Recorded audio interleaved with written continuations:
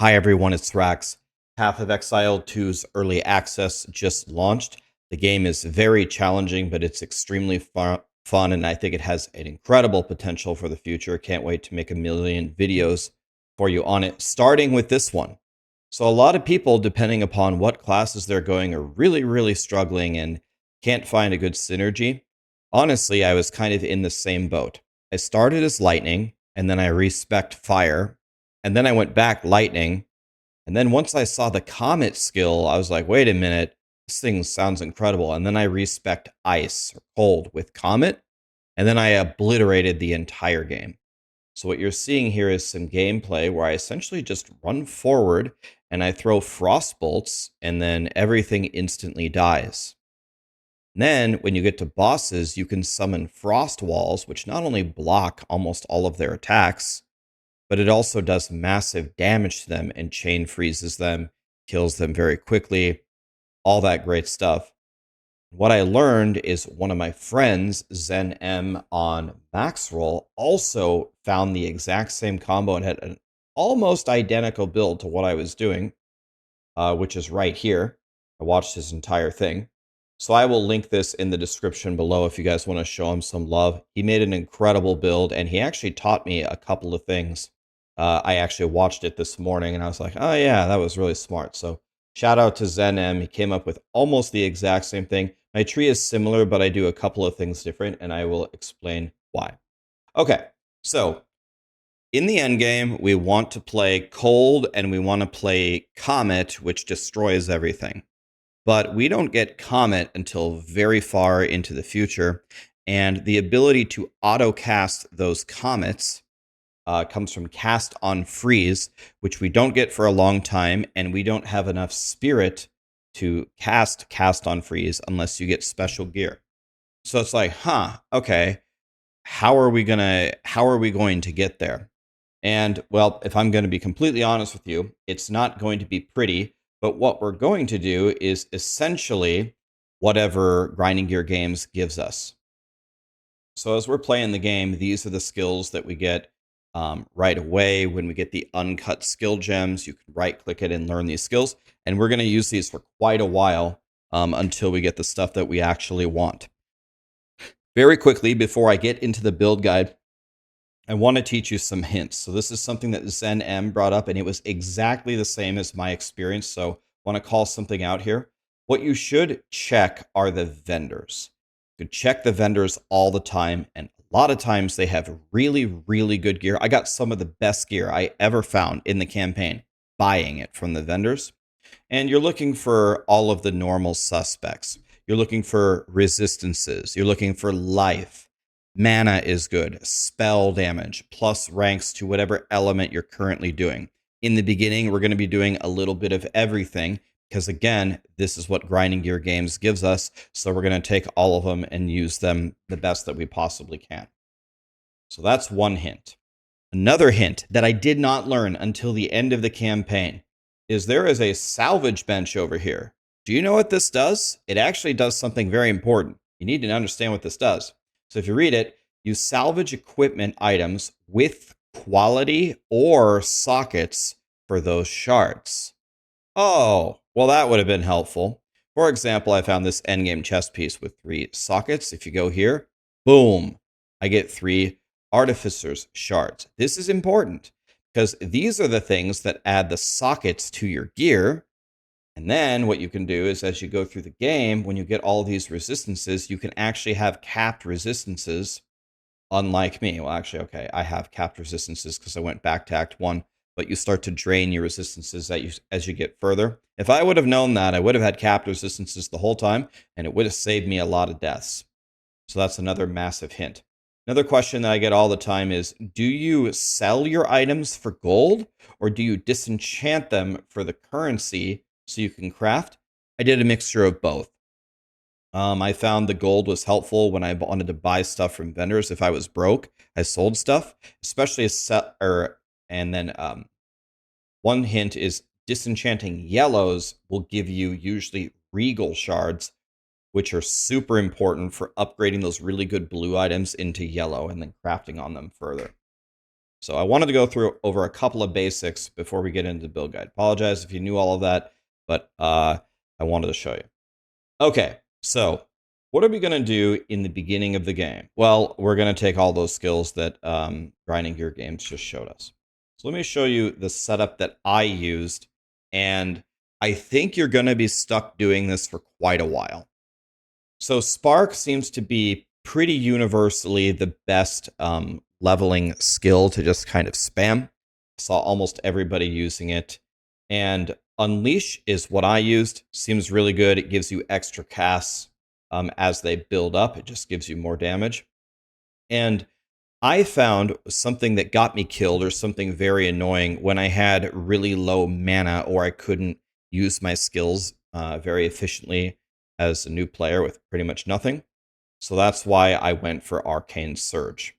Now, Flame Wall is really, really good because when you throw your sparks through Flame Wall, they do way more damage. And the Flame Wall itself does a lot of damage. So Spell Cascade is going to essentially give us more Flame Walls. It's really good for kiting. It's really good if you miss on the bosses and stuff like that. And Arcane Tempo is just going to cast it faster.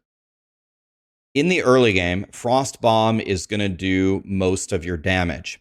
Later on, Frost Bomb will do a lot of damage for us, but the main thing that Frost Bomb is going to do for us later is it applies exposure. Exposure is its own specific thing.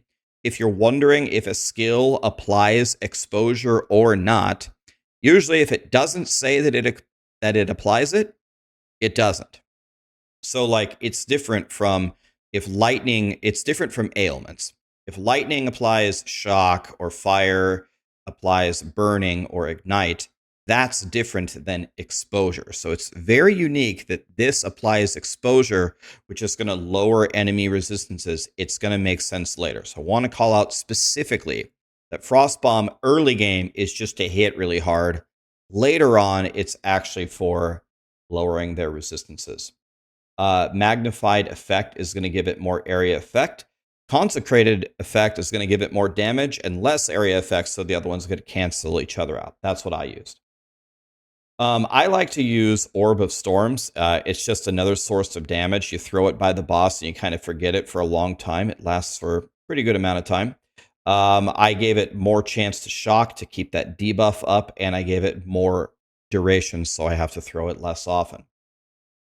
Now, Arctic Armor, when you are going through the game, when you, for some quest in Act 1, you are going to get this resource called Spirit, and you're going to get 30 of it.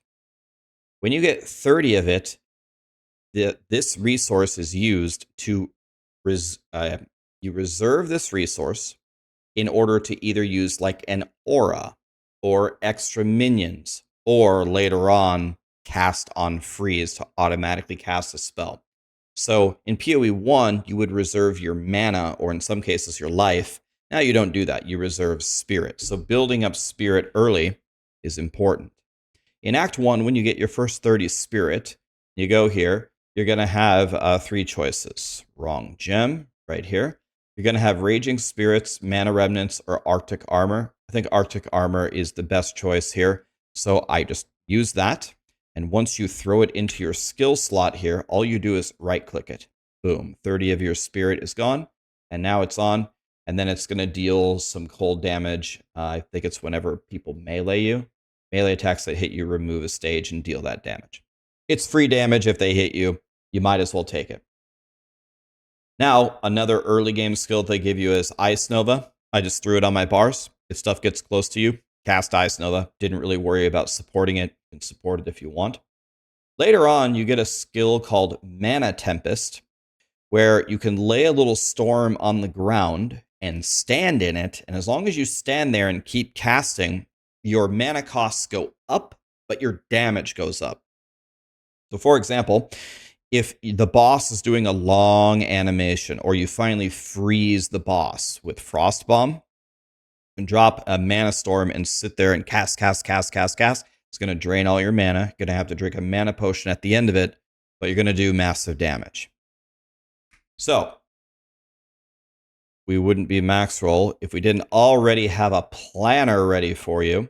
So I'm going to walk you through What did I do in the beginning of the game in order to deal damage? Well, we're pathing up forward here and we're going through the spell damage nodes. Later on, we want the cold damage, but for now, I think Spark and Orb of Storms is going to out DPS your Frost Bomb. So I think going here in the lightning is more important. Now, let's just, before we path up, let's just think about this for a second. What are we doing in the beginning of the game? We got Spark. We're throwing it through a flame wall. We're throwing frost bombs that inflict exposure and build up the freeze and eventually freeze. So we are using a ton of different spells.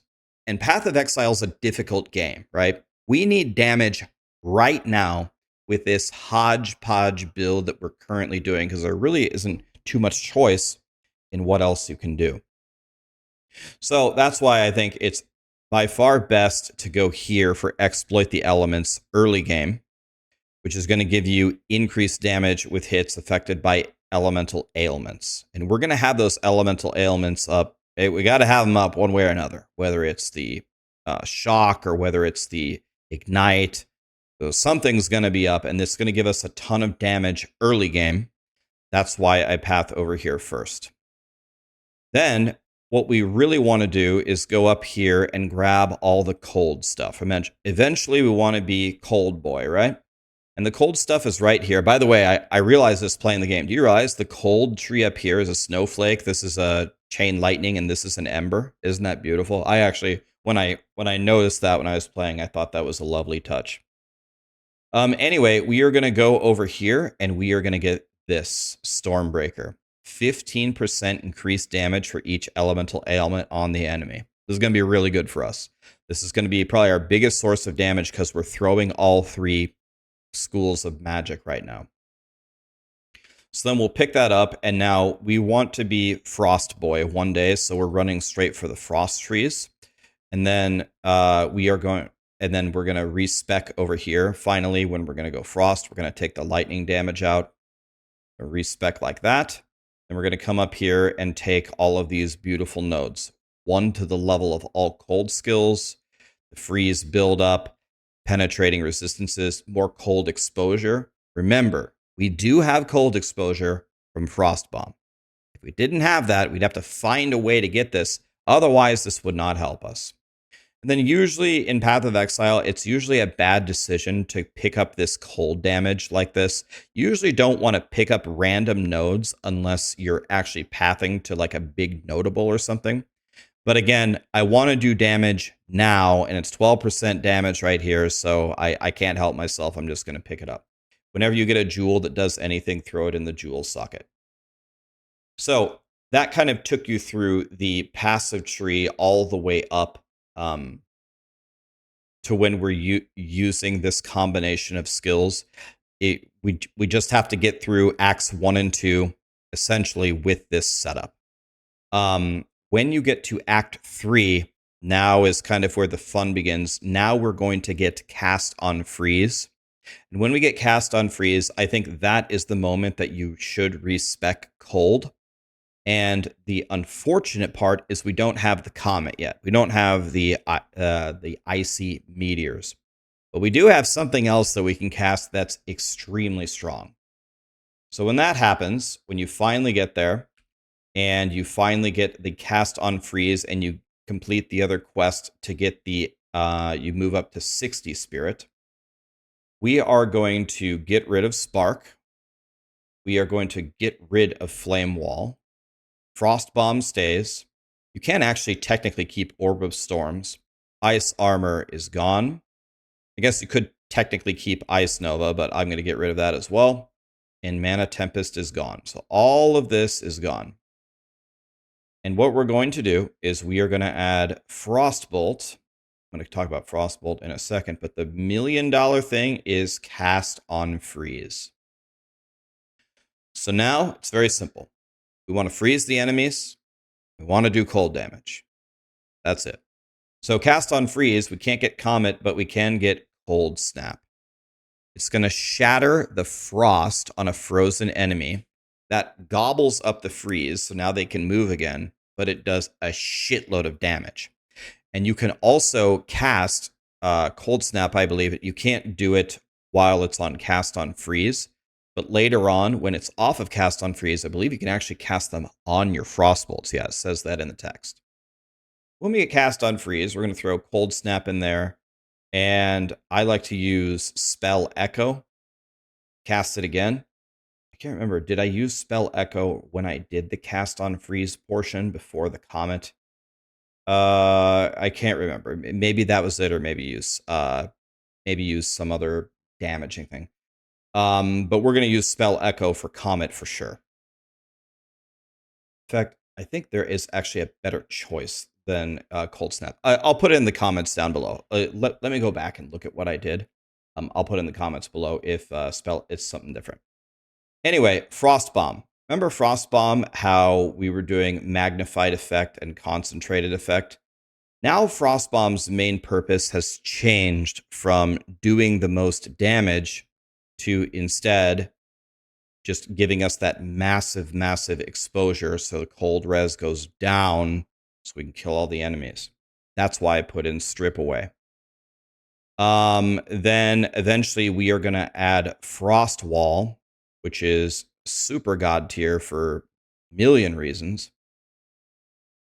And Frost Wall is not only going to put up a big wall and block the enemies from coming forward, but when the Frost Wall is destroyed, it's going to shatter and do a ton of damage. And I mean a ton of damage. So much damage that it actually becomes one of our best skills on bosses. You're just going to spam Frost Walls on the boss. You're going to put your Frost Bomb up to put the exposure on them. You can throw Orb of Storms to hopefully pick up shock. And then the cast on freeze with Cold Snap, I left it on. Zen M brought up the fact that you could actually turn it off on the bosses to leave them frozen longer. I just consumed it. I'll be honest with you, I'm too lazy to turn it off on bosses, to be completely honest with you. But that's a decent idea from him. And then with Frostwall, you're definitely going to go Icicle because the supported skills have less life. We want the Frostwall to die. So when the Frostwall dies, it does massive damage. So we want it to die. And we're gonna mess around with this in the tree. I went Controlled Destruction for more damage with hits and ailments. And then I actually found that this was very helpful when I got an extra socket from a lesser. These are kind of rare, but you will find them. When you get lesser Jeweler's Orbs, you can add a third support. And I found Ingenuity to be fantastic because then I could throw more Frost Walls. I think another option is Spell Cascade, like you did for Firewall. Probably another great option, but I actually found that just putting the Frost Walls where I wanted them to seemed to go very well. Okay, and then we're going to add Hypothermia. Hypothermia is going to be our curse. I just went increased effect of curses. You curse enemies, they have minus 34 cold res. Pretty easy to understand. But okay, yeah, no, we're good. We can use Hypothermia here. I was worried that we were doing the Blasphemy auto curse. We wouldn't have enough spirit, but no, that's not true because we are only reserving spirit on cast on freeze. So now, what is happening? Now you run around and essentially in maps, really or in the zones, all you have to do is throw Frostbolts. And they are going to have, Frostbolt's going to have Scatter Shot, which is throwing 3 projectiles. That's why you saw me throwing 3. And then you're going to have Glaciation, which is going to build up the freeze because you want to trigger the freeze because the second the freeze happens, boom, you're getting hit with Cold Snap and you're dead. There's no hope there. You're going to die. So now let me just make sure. Frost Bomb to apply the exposure. Orb of Storms, throw it on the boss when it's up to hopefully build up the shock. Frost Walls all over the boss. Frost Wall, Frost Wall. You should be spamming this skill, especially if you have Ingenuity to spam it even more and just keep the Frost Walls all around them. They can't hit you. They can't move to you. They hit the Frost Wall, massive damage. It's hilarious. Then you can throw the Frostbolts straight through it. And then Hypothermia, apply your curse as needed to do more damage. So then finally, we finally get our favorite thing ever, Comet. And all we're going to do is we're going to move Cold Snap off of cast on freeze, and you can consider manually casting it and supporting it when you're done, if you want to detonate the freeze on a boss, for example, for some extra damage. But finally, when we get far enough and we finally unlock Comet, it's over.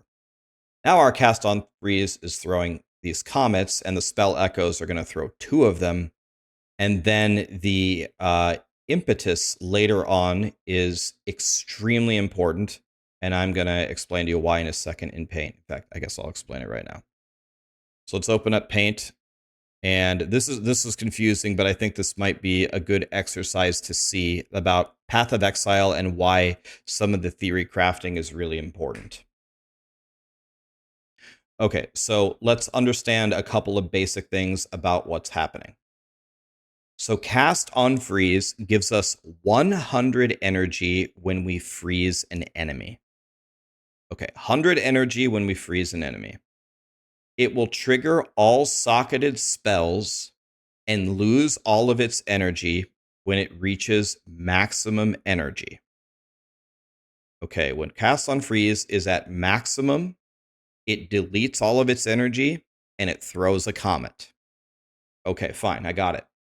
Now it has 10 maximum energy per 1.3 seconds of base cast time on the spell. Okay, so let's look at Comet. In the top left, where it says cast time, it says 1 second. So you might think that that is the cast time for Comet for the purposes of this calculation. But that's actually not how it works from what I've seen in the math, because the very bottom of it, if you read the blue text, it says plus 1 second to total cast time. And that's factored into the base. So what do we have here? Comet is cast Comet has a 2-second base cast time. Okay. And cast on freeze has 0.13 added to its maximum for the base. So we multiply these together, and then we multiply it by 10 because that's what cast on freeze is getting 10 energy for every 0.13 of cast time. I believe this number comes out to be 154, rounded. Okay, so this is important. You might be like, Rax, why are you giving me a math lesson? It's important. Okay, so 154. So I need 154 energy, and then it's going to throw the comet. Every time I freeze from the first line, I get 100. Okay, so that's not good. I get 100 energy when I freeze, and I need like 54 more. And so where am I going to get that? I guess I have to freeze again, right? Well, that's why we get Impetus, because supported skills gain 40% energy. So if it has 100 and I get 40 more, that's still not 154, right? But the level of cast on freeze gives it a bonus to how much energy it gets. You can tell that by clicking this arrow. It'll show you the math. So the energy gained, if I take out Impetus, because my cast on freeze is level 15, it's getting a 28% bonus. And you can tell that we did our math right, because when we throw in the comet, the max energy changes from 153, or from 100 to 153 rounded. I think it's like 153.8. Grinding Gear Games rounded down. Thank you. That's very helpful. So if I have 128 now on a freeze, I need some way to make this number bigger than 153. That way on every freeze, a comet is thrown. Well, Impetus solves it for you. Now we're at 168. Now we're throwing a comet every single time. So I just wanted to show you that because I'm a math guy, right? My background is math. I really love this stuff where you have a problem and you're like, okay, I got to read the skill. I got to understand. I got to open up Paint. Okay, 0.13, 200 times 10. Okay. And it has now POE2 has this lovely tooltip. You can actually just see it in the game. Just click the DPS and you can see what's going on, and then you can kind of solve it. Now, what if you didn't have this? Or what if you didn't have a Jeweler's Orb? You actually have another way that you could potentially try to solve it, depending upon what level your cast on freeze is, and that's going over here, which is exactly why I path over this way. These things, meta skills gain 8% energy, would give you an extra 24%. That on its own is not enough without Impetus. But if you get Impetus when cast on freeze is too low of a level to allow you to throw the Comet on every time, then you could grab these nodes temporarily until you level up your cast on freeze to get a Comet every single freeze. I hope what I just rambled on didn't derail any of you, but to me that's really cool. But I'm a nerd, so I think that kind of stuff is awesome.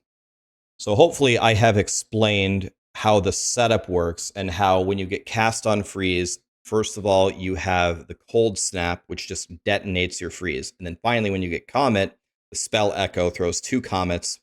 And then when you add the Impetus, now it's on every freeze. Now you're really frying. So what are we doing with the passive tree while that is happening? Now, here is something that I do a little bit different than Zen, and I'll tell you why I do it. So first of all, now I'm starting to build up my freeze because I want my cast on freeze to be happening all the time.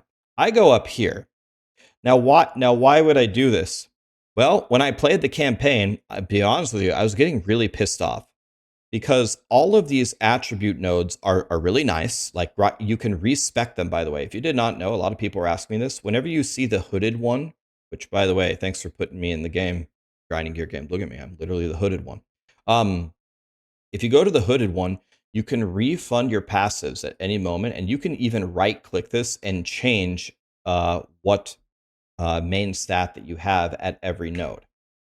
You can see how much main stat you have at the top here.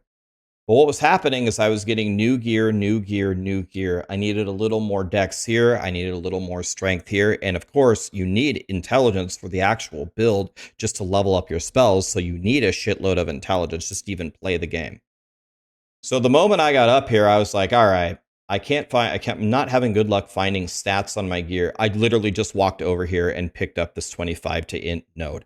And after this, my gear problems for the whole campaign were almost solved, and we want to go this way anyway. So that's why I went here. I think for new players, going up here and picking up these stats after you pick up the freezy stuff is by far the best option. So I didn't do it because it really makes me stronger. I did it to stop getting pissed off every time an item drops because I want to actually put it on. From here, we're going to run forward and get this beautiful node. Triggered spells deal 45% increased spell damage. At this point, all of our damage is from Comet. The comets following from the meteor, which are triggered by cast on freeze, is what's going to carry us for most of the game. That's why this node is so powerful. Then I'm going to go down here and get freezy stuff and freezy stuff. And then I'm going to walk over here, and this is absolutely beautiful.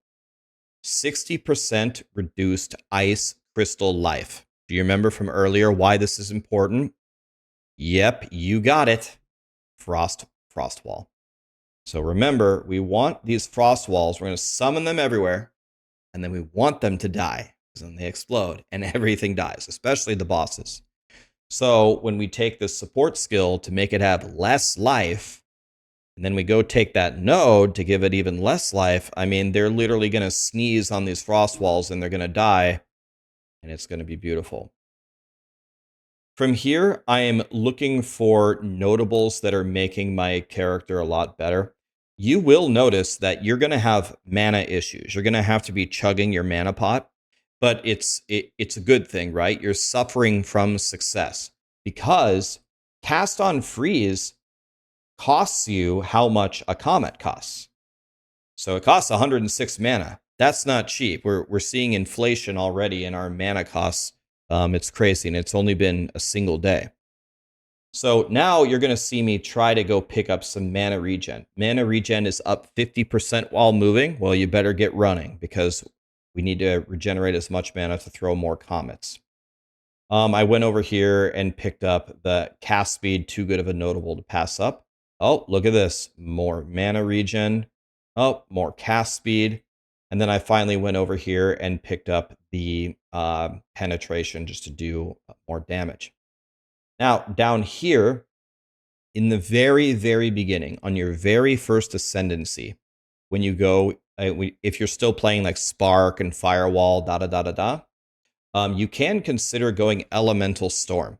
I said in my video on Friday that I was going to go Elemental Storm at the beginning no matter what, because I didn't really see too many content creators talking about it, and I wanted to see if it was good, and you can actually support it. You can throw some supporty gems in there that make it do more damage. You can use the recommended ones from Grinding Gear games. When I played it, when I was playing Spark Firewall, it was actually pretty strong. It was pretty good. So I was happy with it. You could start with this and then respec later, but this exposure is way too strong because we have reliable exposure on the bosses from Frostbomb. Lowering their resistances by another 20% is way too much to ignore. So I would only take Elemental Storm until you respec if you want to, but I actually thought it was pretty strong. And I'll be honest with you, if you're going to be Spark Firewall for a while, I think this is actually probably potentially the best first choice that you could get.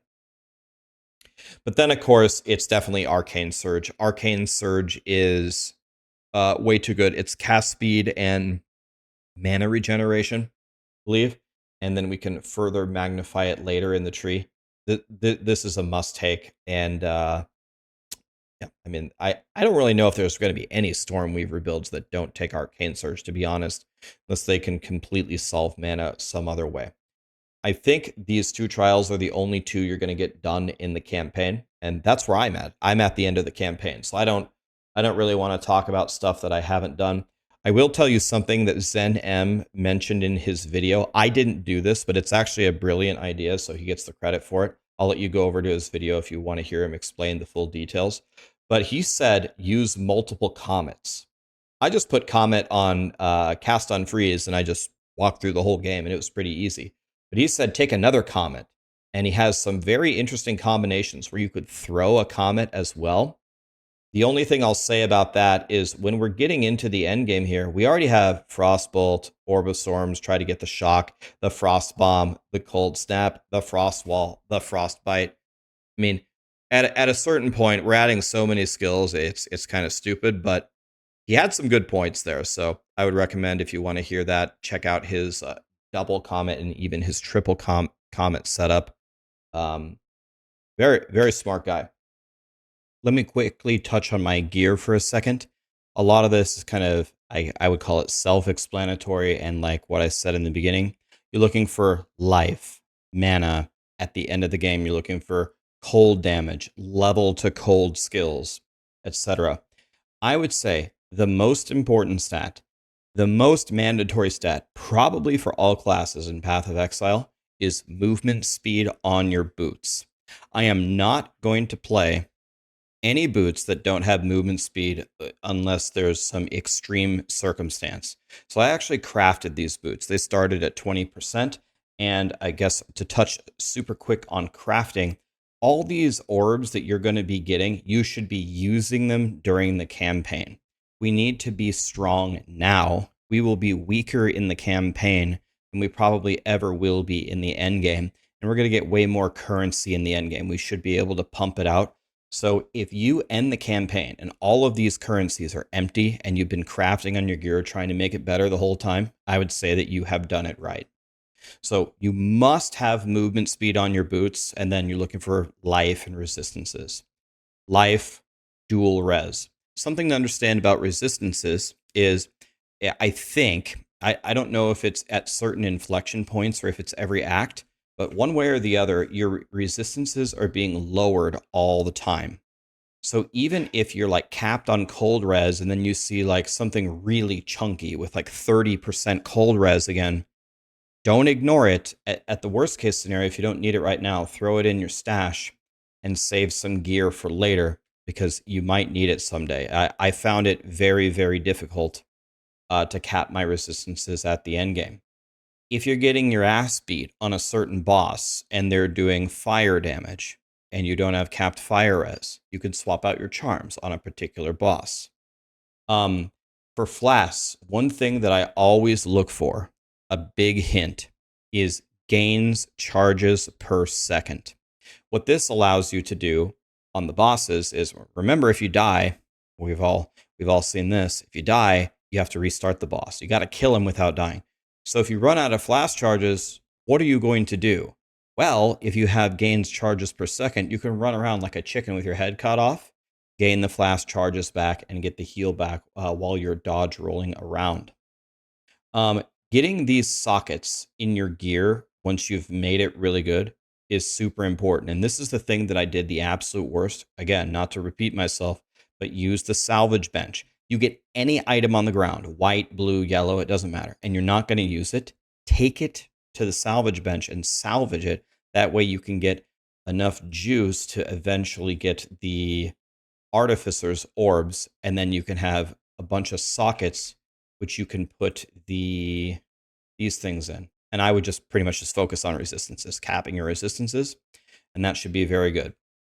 As far as weapon and offhand, I would say use whatever you have that's really good. You got a good one-hander and an offhand, use that. You find the greatest staff ever, use that. I wouldn't put too much thought into it.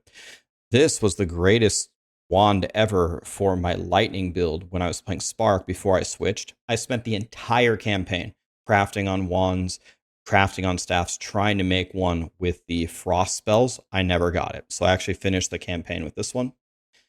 This offhand it's really not great. It's got 2 resistances, no life, and spell damage. That's the best thing that I found. Believe me, I was crafting. So it is entirely possible that you're going to find better stuff than me. This was literally my ring that I finished with. So life triple res. That's beautiful. Life dual res. So if you find a hat like this, for example, you can go here. You can say, all right, this has life triple res. I'm going to use this the whole campaign. You can go here and you can add a new modifier that can have up to 6. Boom, 16 mana for free. And then, of course, you can go in here, add the Artificer's Orb, add a socket, and you can check your resistances, whichever one is too low, and socket something in. Maybe in this case, if I'm at the end game, maybe I'd go Chaos Res. If there is such, let's see if there is one for Chaos Res. Maybe not. This one, 7 Chaos Res right there. Okay. Anyway, that's a quick rundown of the gear. Just kind of use common sense. Life, resistances, cold stuff. Plus levels to cold. Movement speed on the boots, absolutely critical. Gains charges on Flasks, make sure you have that. Anyway, I'm in the end game now. I hope this video helped you. Tell me if it did or tell me if it didn't. Tell me what you liked about the guide or what you didn't. I haven't made a POE2 guide ever. It's my very first one. Is this the kind of stuff that you want? By the way, I'll put the planner down below for you. Are these the kind of explanations that you are looking for? Tell if you wouldn't mind, be specific. Tell me what you liked. Tell me what you didn't like, and I'll try to adjust and do better next time. Anyway, how long is this video? 33 minutes. That's way too long for a guide.